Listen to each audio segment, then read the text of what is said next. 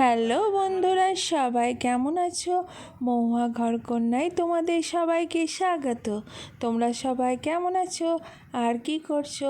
আজকে আমি অন্যভাবে অন্য পনির তরকারি রেসিপি নিয়ে তোমাদের সঙ্গে শেয়ার করতে চলে এসেছি। কী কী লেগেছে এর মধ্যে তাই দেখো। বাটার, পনির আর কাঁচা লঙ্কা, কাঁচা পেঁয়াজ, টমেটো, তারপরে কিছু মশলা আছে। প্রথমে বাটারটাকে ভেজে নিতে হবে লালচাভাবে। তারপরে ভাজার পর সেটাকে খুব সুন্দরভাবে ভেজে ভেজে দেখো কি সুন্দর লালচা হয়েছে। তারপরে পেঁয়াজগুলো ব্রাউন কালারে করে ভেজে নিতে হবে। কাঁচা লঙ্কা দিয়ে দিবে তার মধ্যে খুব সুন্দরভাবে। যখন হালকা ব্রাউন কালার হবে তার মধ্যে তেজপাতা, একটা লং আর একটা এলাচ ফেলে দিবে। নিয়ে তার মধ্যে ওতে মশলাগুলো আস্তে আস্তে দিয়ে দিবে। আদা রসুন পেস্ট, তারপরে গুঁড়ো মশলা সব দিয়ে ভালোভাবে নাড়তে হবে।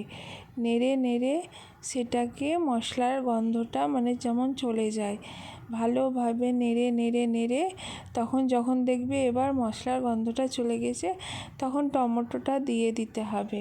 টমেটোটা দিয়ে ভালোভাবে নেড়ে নেড়েই করতে হবে। তারপর আমি আলাদাভাবে মটর আর আলুটাকে সিদ্ধ করে রেখেছিলাম।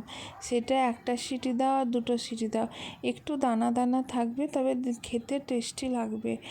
আর তার মধ্যে একটু জল দিলাম, নিয়ে ভালোভাবে কষে মটরটাকে, তারপরে তার মধ্যে এবার পনিরগুলো ফেলে দিলাম। ফেলে দেওয়ার পর সেটা মশলা সব দিয়ে নামাবার আগে তার মধ্যে কাশ্মীরি মেথি পাউডারটা আর একটু সামান্য জিরে ধনে দিয়ে দিবে, কারণ সেন্টটা ফ্লেভারটা খুব সুন্দর হয়। তারপরে দেখো হয়ে গেল রেডি। আর দেখো কি সুন্দর লাগছে দেখতে, আর খেতে কিন্তু হেভি টেস্ট হয়েছিল। আমি যেভাবে করলাম সেভাবে করে সবাই খাও, আর সবারই অনেক অনেক ভালোবাসা নাও। সবাই ভালো থেকো, সুস্থ থেকো। Bye bye. সবাইকে অনেক অনেক শুভেচ্ছা ও ভালোবাসা রইল। Bye bye.